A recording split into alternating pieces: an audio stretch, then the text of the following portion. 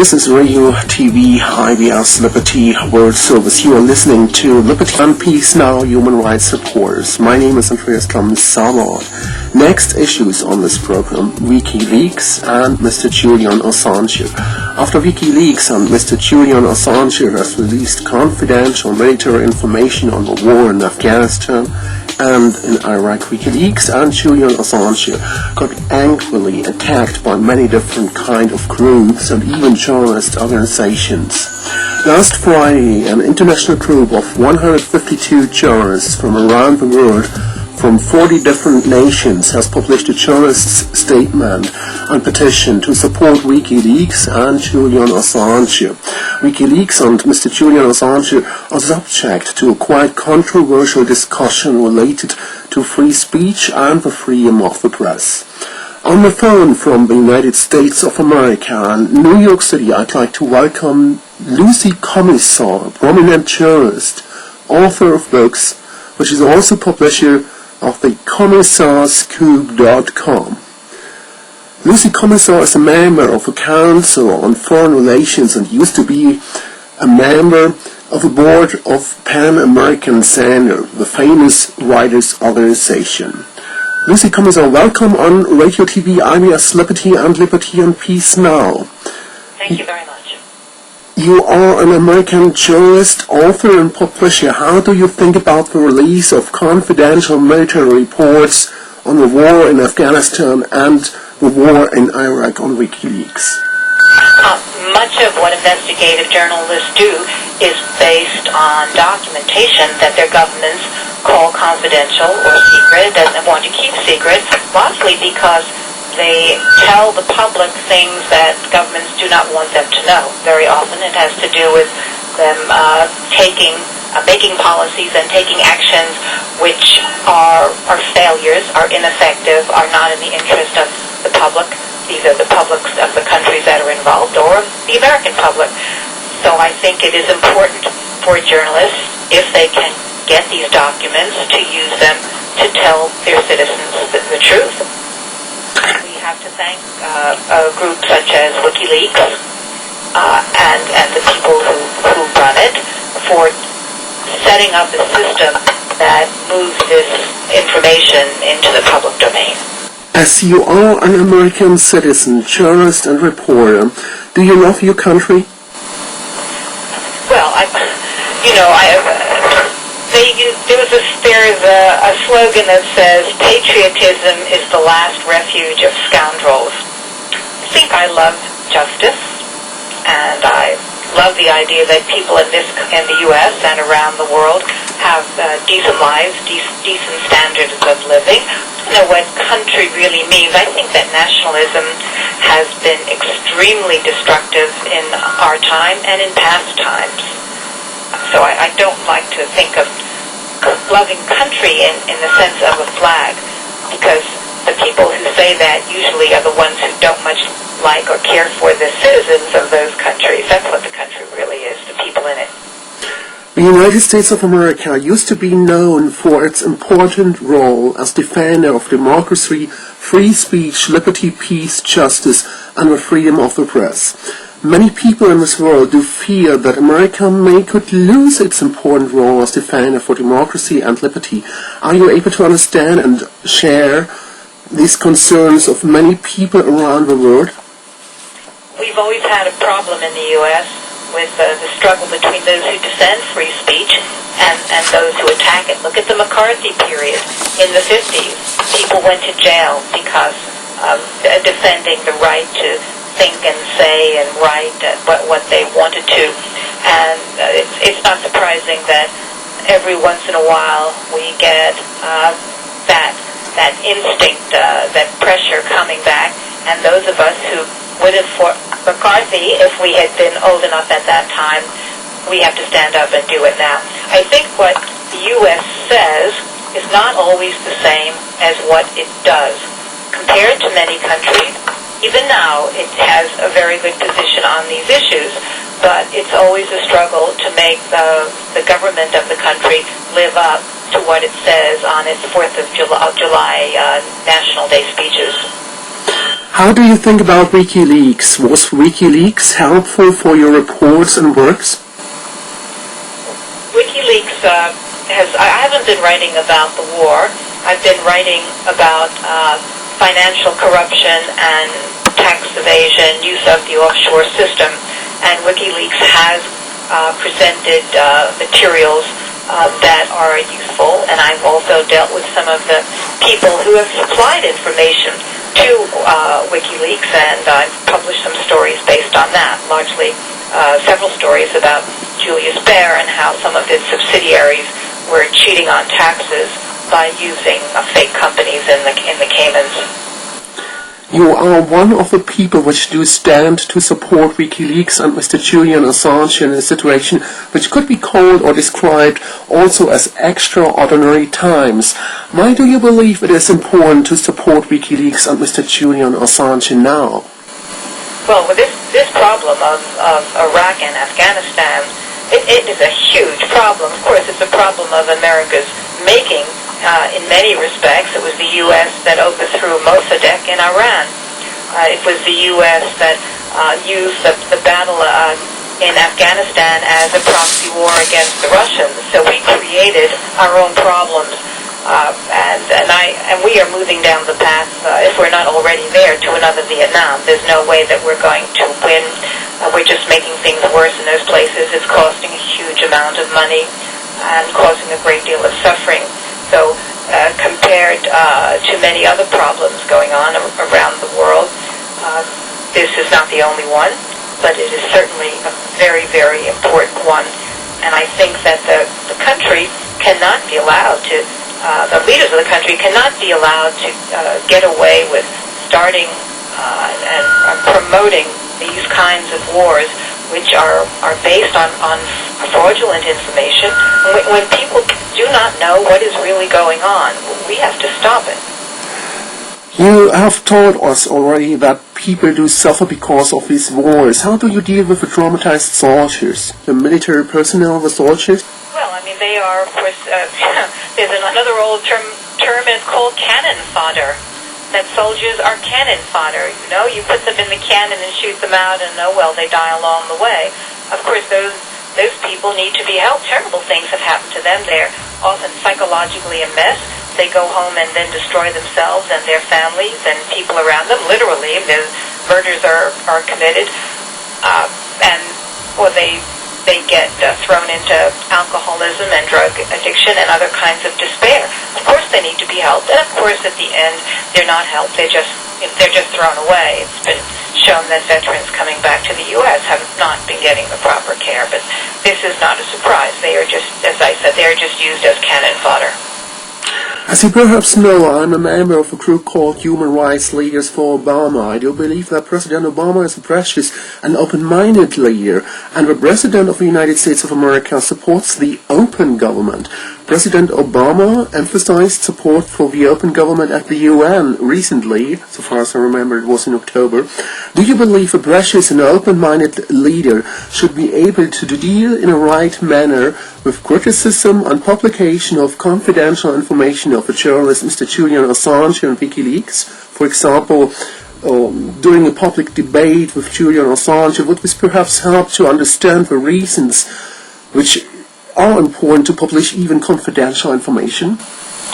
Well, Obama, of course, and nobody from the U.S. administration is going to debate Julian Assange, that's clear.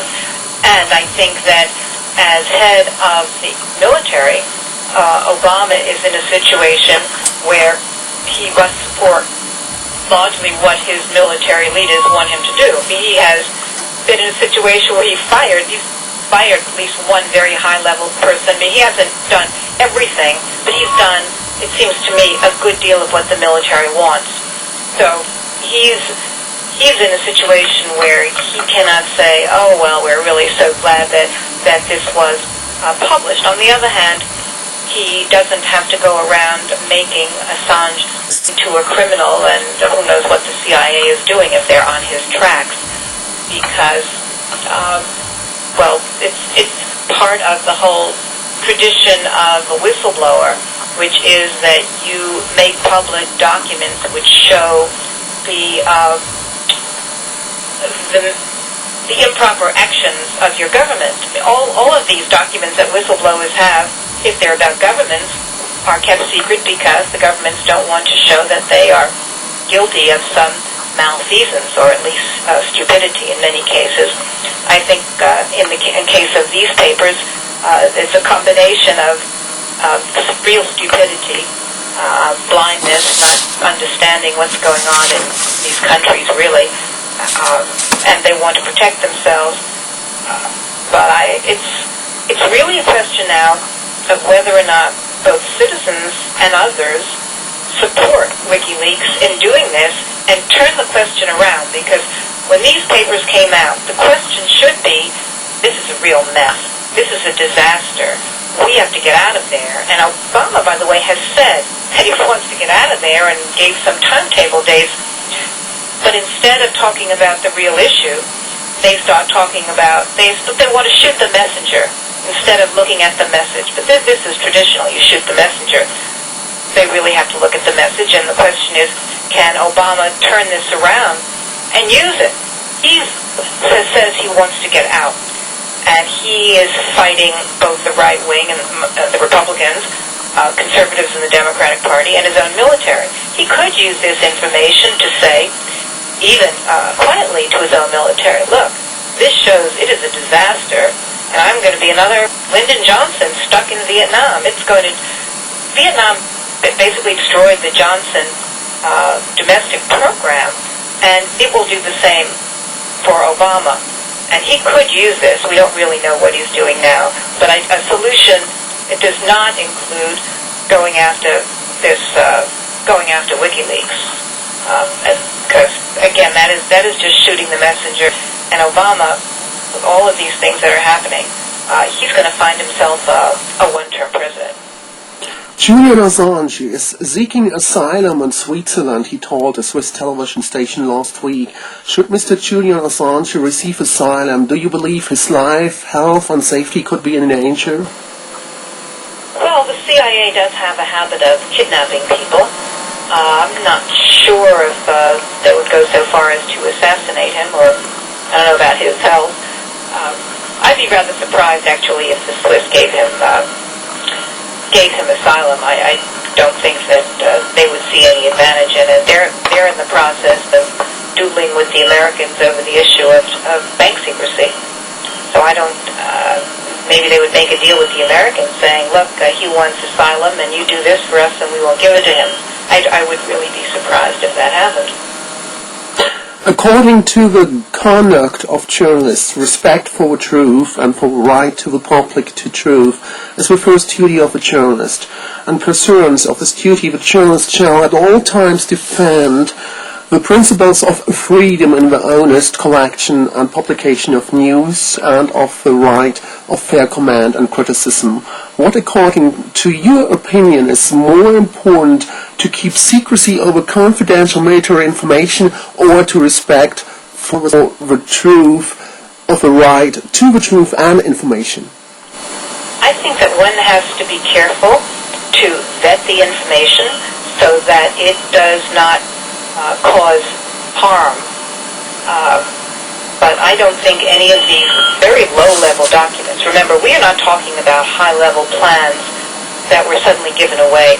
We are talking about very low-level reporting from the field documents that talked about events that went on, whether there was some bomb that went off or some people that were shot. Those are the kinds of things we're talking about. And I don't think and of course when you read the articles that were written about it, there isn't anything there which seems to be of the nature that one could say this is a terrible thing to publish because it's going to turn around the Westerners' attempt to deal with the Taliban. What it does in taking all of these papers together is show what a disaster the policy is. Now that's quite different from providing what a spy might want to provide. For example, finding out some secret plans and posting them and revealing them. So I think in this case, There's been a lot of noise about what's been released, but if you go and if you were to ask the people who are criticizing Wikileaks, pick out one document which you think is very, very harmful, I don't think they could do it because they're not those kinds of documents. You have been working in East Germany some while ago. There was not much liberty in East Germany, and the Secret Services, known as the famous Stasi, had everything under control, and people have been oppressed in many harmful ways. What is your experience in a state with a totalitarian government which does not support the open government? Well, my experience in East Germany was limited, of course. I went a number of times. I went to interview the dissidents, and as a result, after having written some articles, the next time I went back, they would not let me into the country. And it was only after the wall fell that I discovered I had a very thick file of documents of papers which showed how the Stasi had followed me and gotten reports on me when I went to interview the dissidents. So the people that were living there were the ones who were really suffering. For me, it was largely perhaps an inconvenience. I haven't really lived, I think, in a place like that. I've visited places like that, Central America. I've been in Zaire. I've been in some countries in Asia. I've traveled quite a bit in the developing world. But I think it's quite different for a journalist who goes someplace for a week or two or a month. It's different for that person and the person who has to live there all the time. I met a lot of the people who have to live there all the time, so I cannot compare my experience to that, to theirs. Do you believe journalists should be more protected when it comes to the point of publication of controversial issues and information? Well, protected by whom? That's a good question. We don't really have, we have organizations that try to raise issues. That's why the group that sent around the Wikileaks petition exists, in part, it's an organization that provides some measure of solidarity. But we don't really have any protection. Maybe the idea is that if we can get the truth out, get it printed someplace, that the other side will be so embarrassed that they will leave us alone. But that doesn't always happen. There are a lot of lawsuits against journalists, particularly by people who have been accused of being corrupt. They file a lot of lawsuits. I don't know if there are organizations that are civil liberties organizations that will often provide lawyers for such journalists who get into that kind of trouble. That's about as much protection as you can get these days. Have people been in danger because of the reports published on WikiLeaks? Well, I don't know. First it was said in the first reports, the critics said, well, people are going to be in danger. And then some weeks afterwards, the government acknowledged that nobody had been put in danger. At least nothing had happened to anybody because of those reports. So perhaps they weren't put in danger. Then afterwards, the second group of reports apparently went under, there was a much greater vetting process to make sure that any names that could possibly get anybody in trouble, that they were blacked out. And again, people said, well, there will be people who get in trouble. But again, there's been no evidence put forth of anybody getting into trouble, of anything happening to anyone because of what was in the papers that were revealed. For those media people, journalists, and people which want to support the petition and the case of WikiLeaks and Mr. Julian Assange, where more information are available for supporters on the Internet? Yes, it's on the Internet. Now you're asking me the exact intellitress. Can't remember it. You're going to have to put that on your website. I think it's Global Investigative, yeah, got it. globalinvestigativejournalism.org. Could you read this back, please, for our listeners? It's all in one word. Global, which is Global, investigative, journalism. It's all those three words put together, no spaces, .org. The place to click on to go to the WikiLeaks statement. That sounds good. Very special thanks to the Commissaire, American journalist, author and publisher for this interview and sharing her opinion, your opinion, on the case to support Wikileaks and the journalist, Mr. Julian Assange. All the best. You're welcome. And if you want to, also the petition can be found on my website, which is the Commissaire Scoop, spelled TheKomissaarscoop.com. The CommissaireScoop.com. It's a good site to visit and to read a lot of stuff which is quite interesting and important to many people around the world. All the best to you and the people of New York City. Thank you very much. This is Liberty and Peace Now, human rights supporters on Radio TV IBS Liberty on the issue of the controversial discussion about the release of confidential and military information on Wikileaks under the leadership of Mr. Julian Assange. If you want to read our transcript of this program, please visit www.ibstelevision.org. Thanks for listening to our program. I'm Andreas Klamm-Sabaot and I wish you all the best. Shalom. Thank you. Bye. Bye.